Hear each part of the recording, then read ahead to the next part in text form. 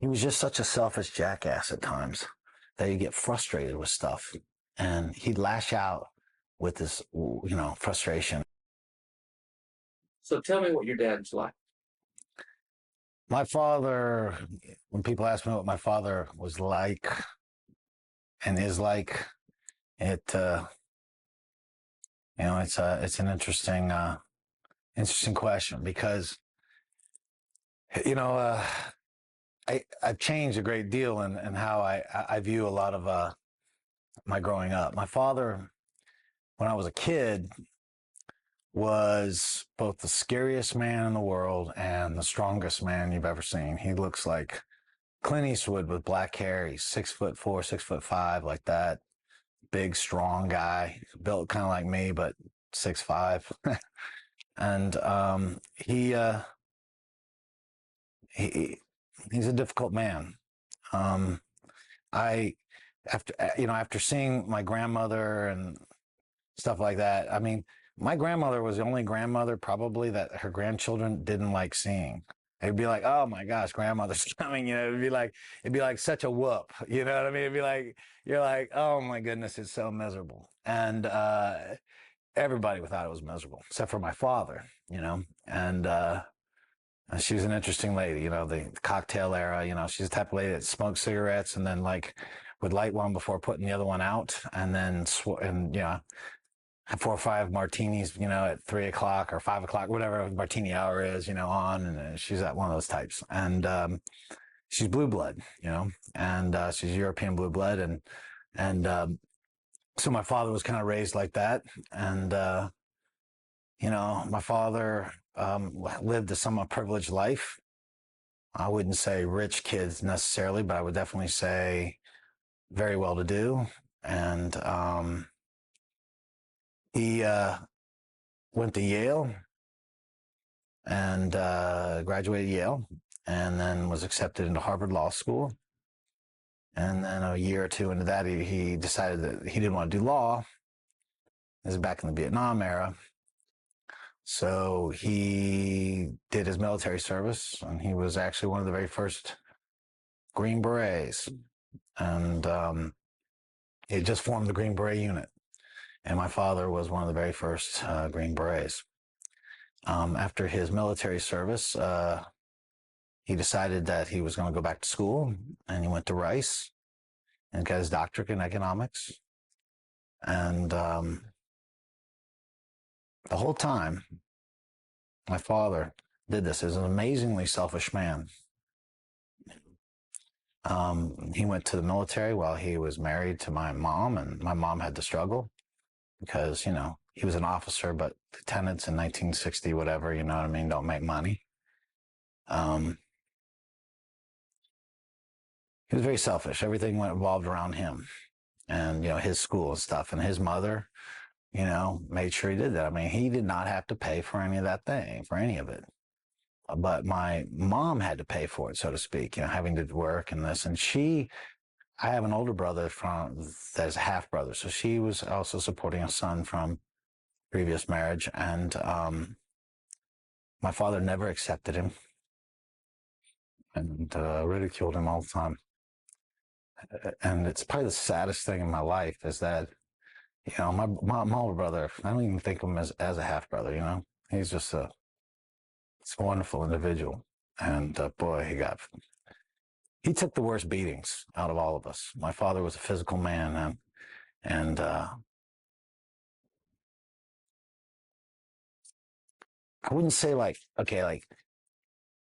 Hollywood puts the abusive father as this alcoholic who can't control himself, or this rageaholic who can't control himself. My father wasn't a drinker. He was just such a selfish jackass at times that he'd get frustrated with stuff, and he'd lash out with this, frustration. And I'm sure, I have no idea. I'm not that close to my uncle. I'm trying to get closer to my uncle to find out, because my uncle is like, I'd give anything to have my uncle as my father, from what I know, They're similar in certain ways, but also very different in others. And so I don't know what they had to deal with when they were growing up. I don't. But I know what I had to deal with. And I remember, um, just the beatings that my brother would take. And they weren't like, he didn't have to go to the hospital and stuff. But to be honest, I learned the art of intimidation at a very young age. And I found out something real simple. If I want to scare you, I don't hit you. Now, if I was to punch you, because who I am, it would be a very unpleasant experience for you, but you'd survive it. What I would do if I really wanted to scare you was I was going to tell you I was going to hit you. Then I'm going to describe all the pain and nerve damage I'm going to do to you and how you ain't never going to be the same after I hit you. And you're going to be so scared about that you're going to do what I want to do, because you're going to avoid anything for me to hit you, because I can make you that scared of me. My father had that same way, and we grew up with that. It wasn't that the beatings were so bad. I mean, I say beatings as maybe he'd hit us. I mean, it wasn't like he sat down and beat us so we couldn't walk, but he'd hit us. And he was vicious to my older brother. He definitely was not as vicious on us. And I have, to give you a circle of my family, my older brother is Marshall, and he's 7 years older than me. And then I have two younger brothers that are twins, and they're 10 months to the day younger than me. I'm born January 1st, 68, and they're born November 1st, 68. And, I carry a lot of guilt because I was kind of like the favorite kid, and I took the least amount of beatings and least amount of intimidation. And so to finish things, my father, he, like I said, what he was a confused man, I think, He was a man that never lived up to his potential, but will tell you all about your stuff. He was a tremendous justifier. Even today, he justifies. He hides behind religion to justify his things. You need to be forgiving, guys. I'm not forgiving you, Dad. That's not the point. I'm just going to put up with the rest of the crap. Just because people get the problem with like my father's religious beliefs now is that people think because you're a Christian, that doesn't make you superstitious. Christianity is not a superstitious religion. The practice of Christianity can be extremely superstitious. And that's where my father's at. I think he feels a tremendous amount of guilt for what he did. He blamed my mom for the divorce. It was all her fault. She made all this stuff up. I'm like, I got a dention in my chest from one of his rages, one of his things. That's not made up. And my older brother has wounds that he had from him. Those aren't made up. And, he acts like there was some kind of spiritual thing against him, someone conspiring on him. And there wasn't. It was just that we had enough. And my mom's not a particularly brave woman. She has got the heart of a saint, but she ain't tough. And she dealt with my father, and she was intimidated by my father. My father's the only guy I know who yells without raising his voice. My father can shut a room up by walking in. He has a presence. And so that's kind of my dad, kind of a whole, and kind of got a roundabout description of him, but he's a big, scary man. He can also be very loving in his own little way. It's conditional, but it's the best he knows how to do, and that's how I understand it, and that's why I deal with it, now. He is 100% right. You're 100% wrong. There is no wiggle room for him, even when the facts are put in there. Like, I love giving him a hard time. I study religions, and I've read the Bible 3 times. Most people have never read the Bible, and it always cracks me up when people start quoting stuff from the Bible. And I'm like, Why don't you read the next paragraph where it nullifies exactly what the first line said? But that's a different question. So, and I've studied all sorts of different texts, and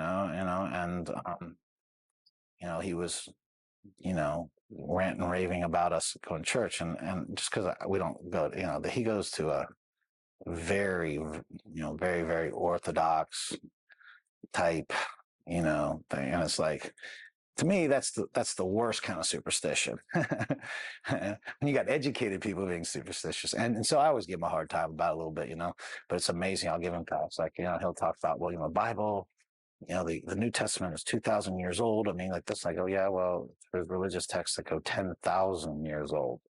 Oh yeah, which one? The Hindus. Really? That's bullshit. And I'm like, all right. So I'll show him evidence, and I'm still wrong. I mean, come on. I mean, I'm like, that's my dad, and we've had a strained relationship. It was funny.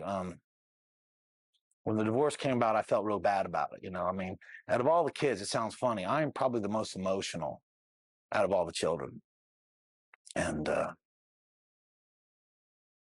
when the divorce came about, I felt bad for my dad.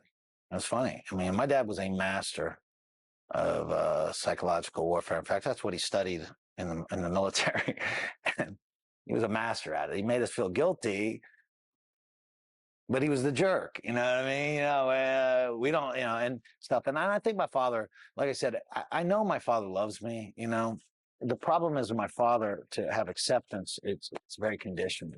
And so it was my mom, my older brother, and me and my younger brothers, and we had, my father made a lot of money, so we lived in a well-to-do neighborhood, and the divorce happened when we moved to Texas. I was born in Houston, and then I think I was 1 2, and we moved to Connecticut, and then we lived 2 years there, and then 2 years in Pennsylvania, and then we moved back to Texas, and we were there in Richardson for a while, and we lived in an area called the Reservation, which I don't know if it's still, but back in the 70s, that was like the nice, really super nice neighborhood of Richardson. And because it was named off all these Indian streets, they were all, and I even still remember the street name, 1418 North Cheyenne was where we lived. It's funny I can remember that. And it's amazing because I get hit in the head so much I can barely remember anybody's name. That stuck in my brain. And so we went from living there to living in East Richardson, where I was one of 3 white kids in my class. So there was a complete, and it went from going from schools that encourage you to, do well, to babysitting. Basically, the school. People talk about everyone has a fair chance. No, if you're a poor kid in America, the school that you get to go to sucks, because I know. And and it was tough. And then what happened there was, you know, you had to fight. You had to show you were tough. You had to show you were strong. We lived in this ratty apartment complex. We lived in a 3-bedroom ratty apartment complex, and I had to share a room with my mom for like a year. Because my older brother was at that age when he was like, I want to have my own room. My 2 younger brothers lived together. So I volunteered, I'll live in mom's room, you know what I mean? And, mainly what I did was I just had my clothes there, and I slept on the couch a lot, you know what I mean? And it was, and there were times when you were wondering when you were going to get food, and stuff, my mom did her best, but she was not an educated woman. She went to school at UCLA. She didn't finish because she had a baby. She got married. And you understand this is the early 60s. So a lot of women didn't finish their educations. You know what I mean? That was still the idea that you were going to be, the Leave It to Beaver type family. And that, didn't turn out. And then my father discouraged her from working, discouraged her from education, take care of my children kind of stuff. He a bit of a caveman like that. I had dyslexia, or I have it. I just have it under control now. And so school wasn't that easy for me, and I never actually got my diagnosed with my dyslexia till I was 25 years old. and it wasn't a severe case like a lot of people, but it slowed my reading down. And so, and then you have to read and write and all this other stuff. And so I didn't do real well. So I did well because I was smart, but it was like I didn't have I didn't have the skills the other kids had. You know what I mean? Most of them could read real well. Now I could read, but it took me forever to read, and I rebelled against that. And so being who I was, it was amazing that I either had teachers absolutely love me or really dislike me. And I find that in life, I've kind of like that. People either really like me a tremendous amount or they really don't like me. And they probably have a good reason not to like me. Uh, but I find that the thing. And so what I would do was, I had the capacity of making somebody so irritated with me that they would just lash out at me. Teachers would say, "You're a loser." So between my father still trying to be in my life before he moved to New York, like we were playing baseball, and I was a good athlete, and it was always kind of funny because my brothers were very good students. So it was like, even though my mom didn't necessarily mean to do it, it'd be like, these are John and Kenny, and they were like honor roll type guys. And this is guy's a tremendous athlete. And the sad part was my brothers were really better athletes than me too. That was really the sad part. But I had the enthusiasm for it. That my brothers they would get bored so easy. I mean, they could teach themselves anything. They taught themselves how to play tennis. They did. They taught themselves how to play tennis, and they beat one of my very good friends who was two-time New York State tennis champions. And so being a New York State champion, that's a big deal, right? And they smoked him. He got him so mad, he broke his racket, and he's never played tennis since, he said. And I still see him. That's how good athletes these guys were, you know what I mean? But they just never pursued it to the level I have. Well, athletics is what I had. I got my first steps third grade. I was the fastest kid in third grade. They have these little fairs, twice a year. I won all the races. I won all the jumping contests. I won all the strength contests. And you got to understand, my father, in his infinite wisdom, started me at school at 4 years old. Now, on the East Coast, that's not such a big deal because most of the kids start around 5 then. All right? But in Texas, man, most of the kids start at 5.5 and 6. So I was a year or 2 years younger, a year and a half to 2 years younger than everybody else. Even though I was a big kid, I wasn't big for my grade. So when I was playing like the Pop Warner type football and that baseball, well, I excelled because I was with kids my own age. But when I went to play football and middle school, I wasn't so big. And so it was kind of a challenge. But I was always really determined to do something. And I was determined to be a somebody because my father, I remember, okay, I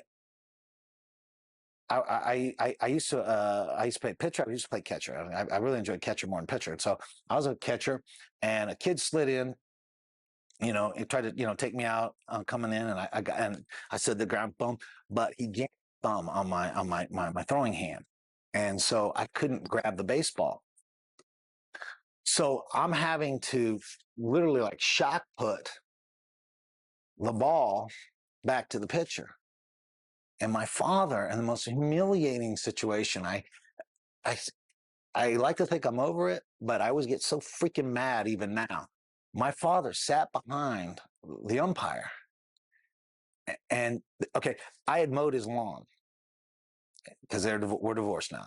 Okay, and I mowed his lawn. He lived in Highland Park. He paid me $5 for it, but he hadn't paid me yet. He took 50 cents off the money he owed me every time I did not make it directly back to the pitcher. And you got to understand, my thumb was so jammed up I couldn't bend it. I'm shot putting a baseball, I'm in like 5th grade. And he was riding me and riding me and riding me so bad that you could see the parents on both sides moving from him because he's scary. And I remember one of the bravest men ever was my baseball coach. And he was this, because again, we're living in East Richardson. And he was this kind of salty black guy. And he looked over and he said, "Why don't you be quiet, Mr. Mezger?" And he goes, "Why don't you mind your own business?" He goes, "This is my business. I'm the coach. And I'm going to have to ask you to leave." And my father kind of looked at him. I thought, oh, shit, it's going to be a fight. And I'm like, this is the middle of a baseball game, a little league baseball game.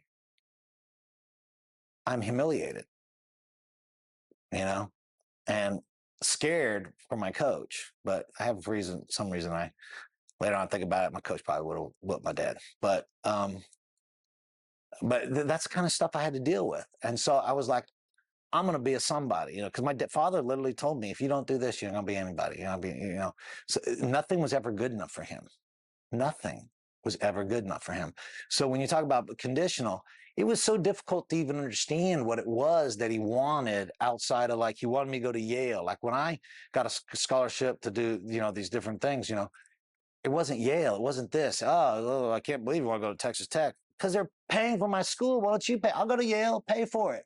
I mean, not that I could get into Yale. My grades weren't good enough, but you know what I'm saying, and so it was so difficult to know, we're sitting there searching for our father.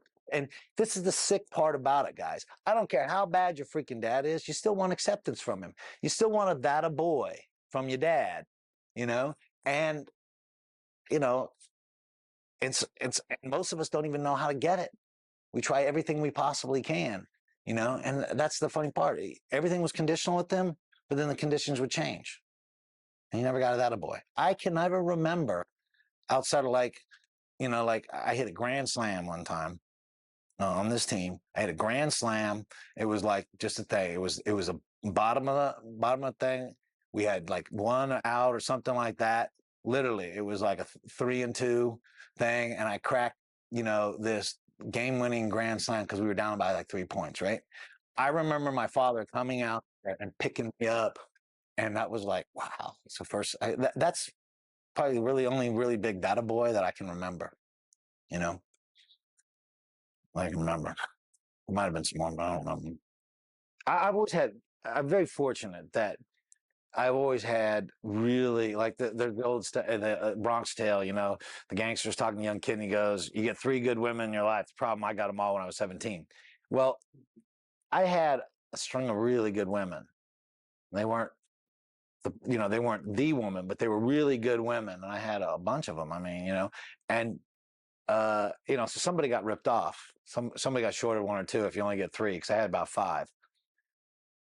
But invariably, the 2 women that I had the most connection with, the only 2 women, I never considered getting married, even when I was living with a woman one time, like 4 years. We were like married, but I never thought of marrying her, which was a shame. She's a great girl, but she just wasn't for me. And I knew it.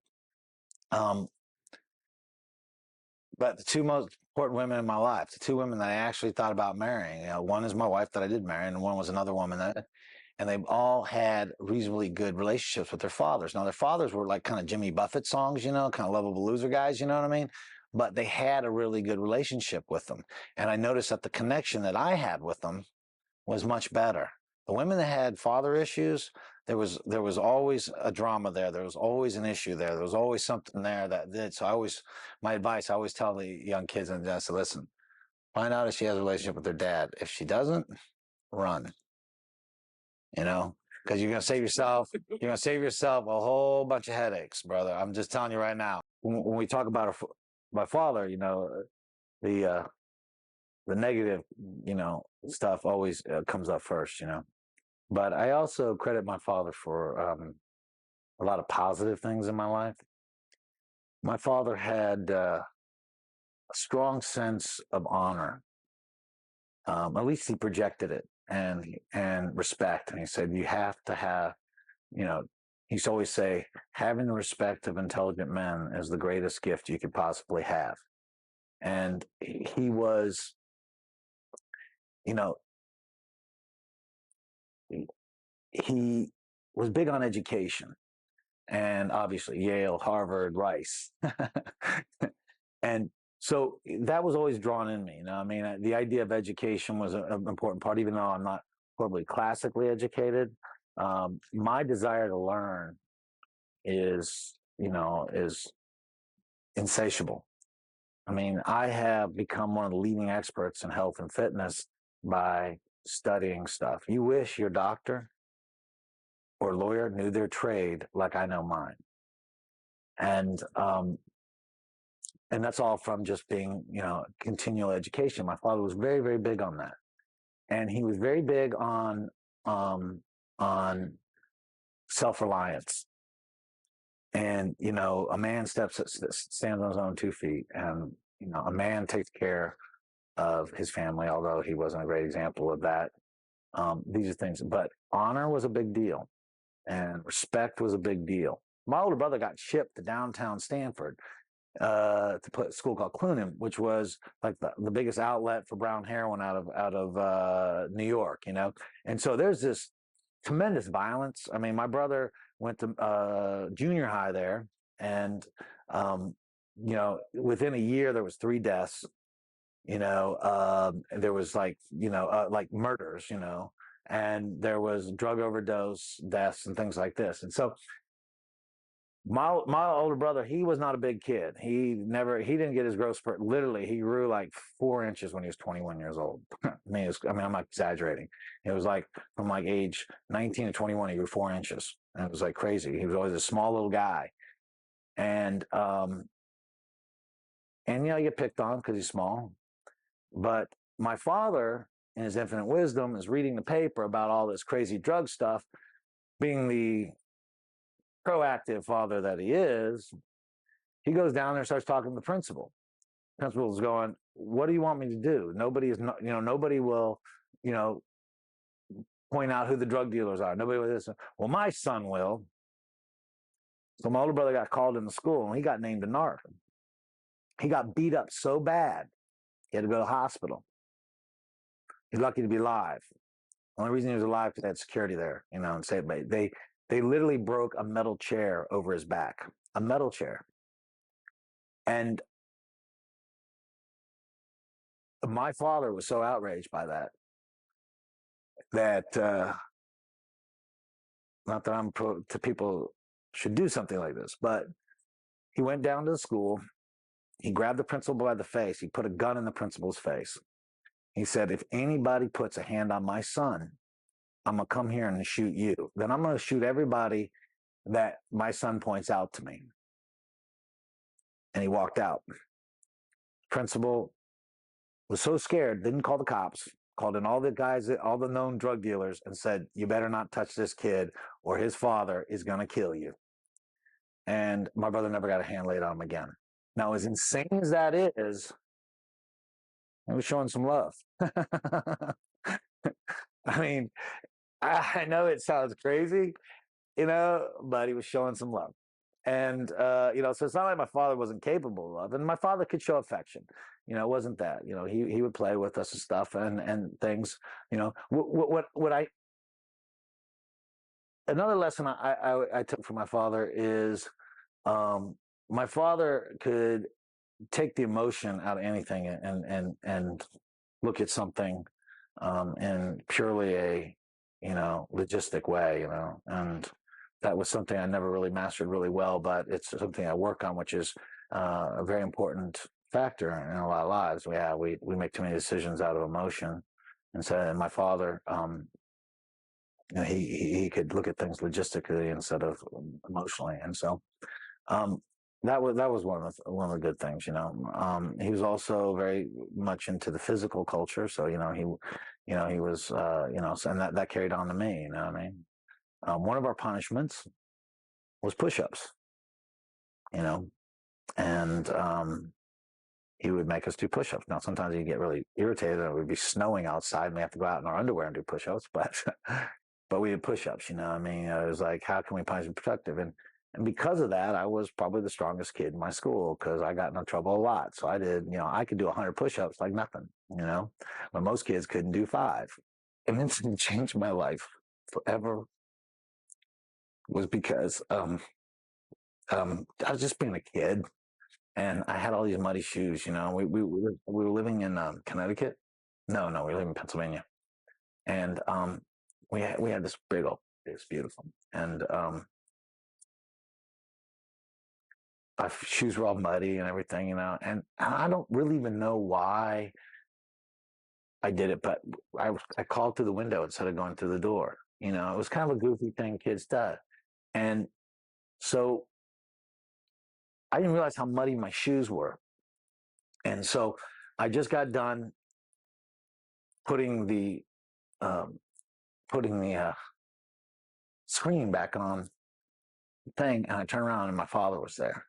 And I looked around and there was mud on the walls and mud, and I was like, "Oh shit!" And he went into a rage. And I don't even know how old I was. Pennsylvania, I was probably second grade, maybe third grade. I don't know how old that makes me. And he picks me up and he throws me through the window. The window isn't closed, thank God. I just went through the screen. But I went sailing. I probably literally went 3 feet, 4 feet through this, thing. And I landed on a rock bed there. I landed on the rock bed. And I wasn't hurt as much. I was just like completely freaked out. I didn't know what to do. So I get up. I don't know what to do. What do I do? And my father comes out and he's raging because I went through the screen. He threw me through the screen, but he's mad because I broke the screen now and the mud. And I'm like, I remember just like, I was crying. I wasn't hurt. I was just so freaking scared and didn't know what to do to make it right. I'm like, what do I do? What do I do? And he's coming at me, and and I was so freaking scared. I couldn't even move. And there was kind of a slight hill led by my brother, John. He goes running down the hill. And he gets between me and my dad. He puts his hands up to fight my dad. And my dad backhanded him, and he stayed there. And I got up and I ran away. And I left my brother there. Because then my dad's anger was on him, not me. And we had this little fort out in the woods, and my dad couldn't find it. We used to hide from him there. He'd walk around the woods. He'd try to find it. He knew he had it, and he would literally walk on his time trying to find out where our fort was, and he could never find it. And I was hiding in my fort. And finally, all the kids, came to the fort. And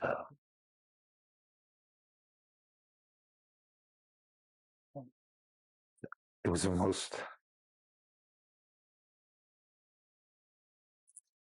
cowardly act I ever did my entire life, was leave my brother there. And it's so hard to describe how scared I was that moment. And, but it changed my life. From that moment on, I was never going to let that happen ever again. Nobody is going to lay a hand on my family. Nobody's going to lay a hand on me. And I started, that moment on, I started getting involved in combat-oriented sports. I would read karate magazines. I would read all kinds of stuff like that. And I would work out. We didn't have a gym or nothing. We just work out and do things. And I trained. And I was good at all sports. I mean, it sounds a little bit immodest, but it's just the facts. I was a top football player, soccer player, swimmer, baseball player, you name it. I played them all, and I was good at them all. But I never, I was always fascinated with the combat sports. And I trained. And fast forward, like,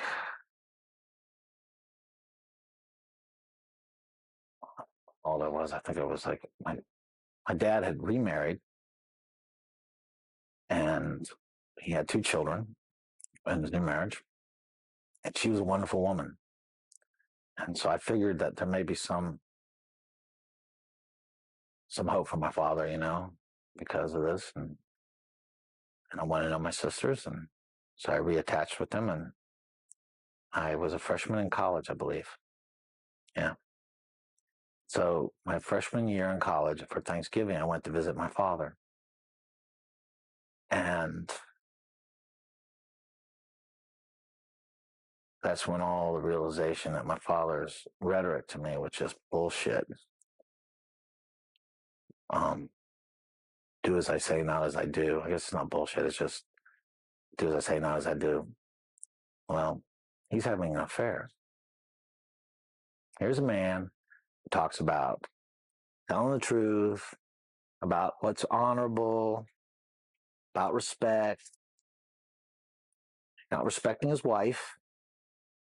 He's obviously not being honorable about, the marriage, and he's a fucking liar, excuse my language. And I didn't know about this. Okay. So I'm there having Thanksgiving, and this woman was the most, the most manipulative woman I ever met. You know what I mean? And she had my father.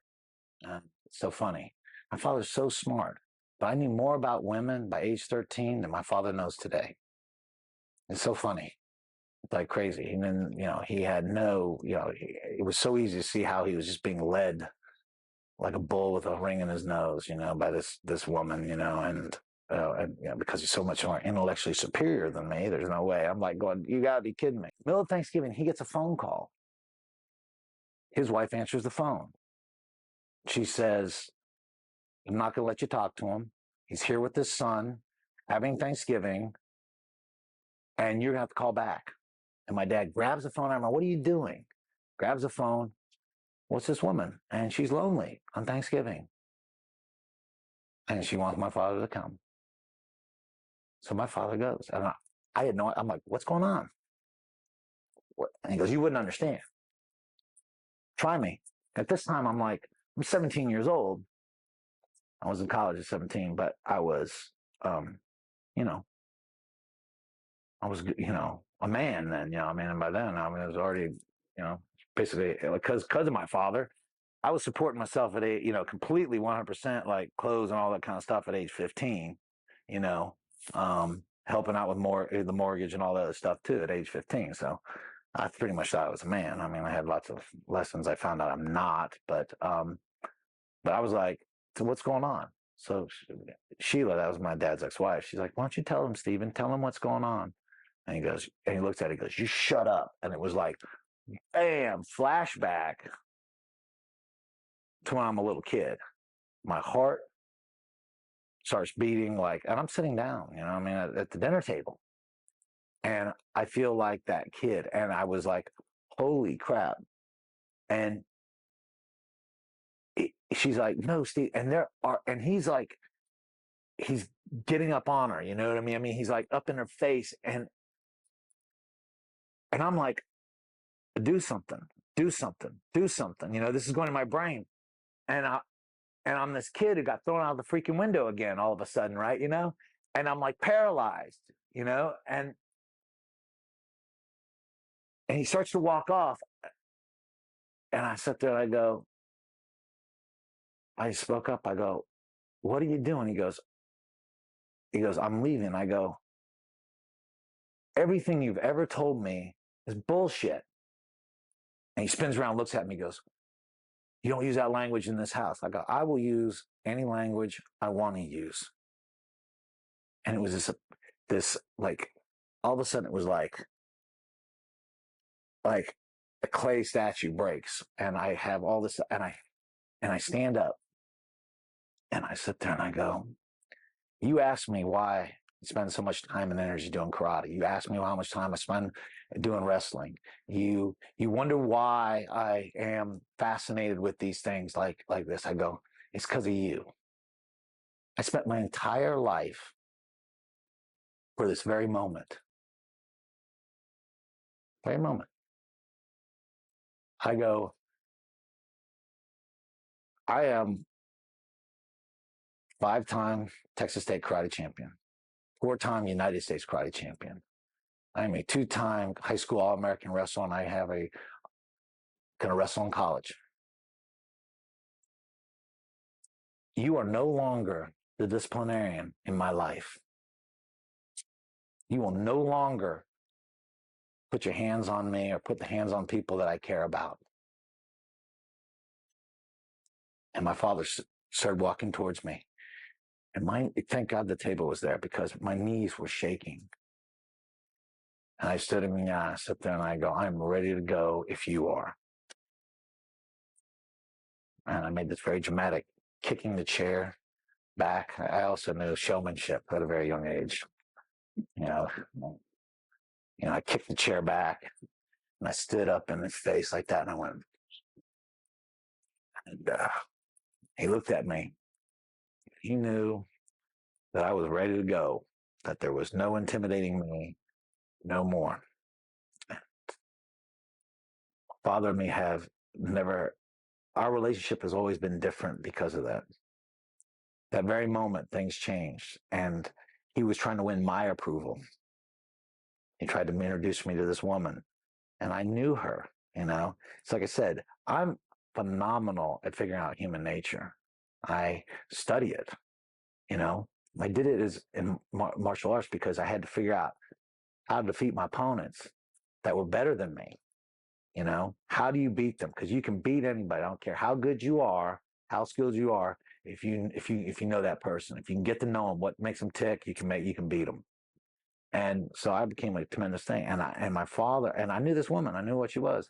The only really great justice about the whole thing is that he married her, and he's completely miserable with her. And there is certain justice and things. But it was like, wow, he's got these 2 new beautiful children, and and he's willing to do this. It's crazy. And so that was kind of like the changing point in my life, on a lot of things. I stopped doing. It wasn't a sudden transformation. It was a gradual transformation. I stopped doing things that were expected of me by people that weren't reasonable. You know what I mean? I mean, you're expected to be polite to your mother. That's not a problem.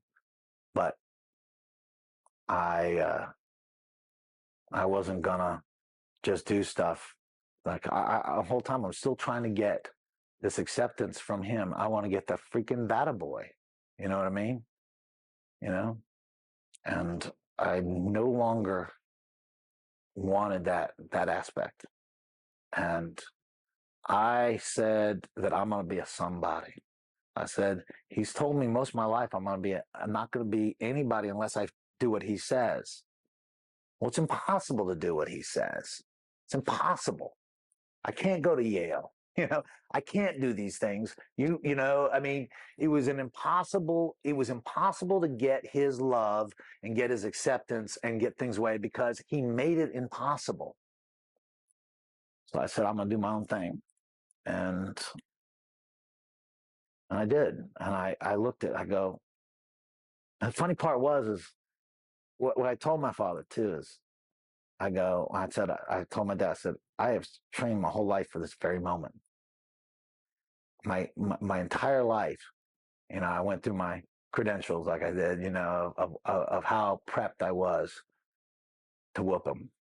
And I sit there and I go, and all I see is a shell of a man that I thought you were, and a very pathetic guy, very pathetic man. And I think that broke a piece of him inside. I could see him physically wilt as he walked off. And I think when you put so many facades up and you believe it, I tell people all the time, like the fight business, like I go, problem with me leaving the fight business was I put so much myself of who Guy Mezger is in the fight business. I was the world champ, I was a multiple world champ. I was like, I want to win another world title. I'm like, well, what would 6 world titles do versus 5?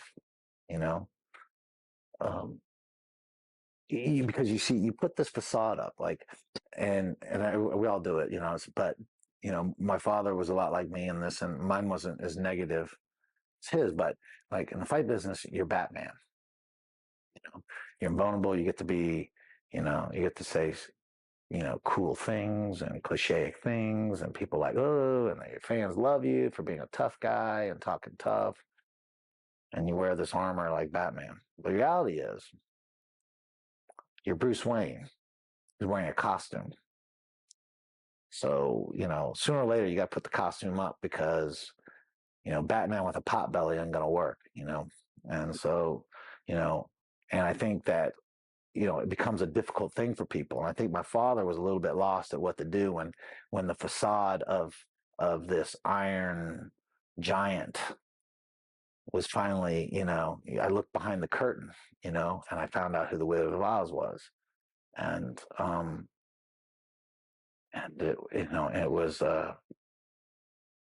it was different. I still tried to stay in touch with them because of my sisters, but he made it increasingly difficult because I reminded him of who he really was. And so it was,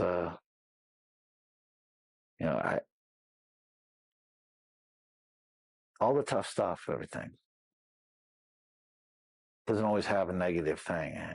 Some people go negative. They become criminals. They become this, they become that. But it was my lever, my focus. Now, I really wish I had done something different because I would make a wonderful doctor, I think. But I was so focused in what this self-preservation and this self-reliance and all this stuff that, I didn't do what it took to be those things. You know what I mean? I always think, what would have been different if I had my Uncle Eric, he's a stern man too, but a loving man. There's an expectation out of him. I can tell, I don't know him as well as I want to, but he's the dad I want. Well, I want a dad who expects a lot out of me because I'll rise to the occasion. See, I rose to the occasion that my father did. It really did.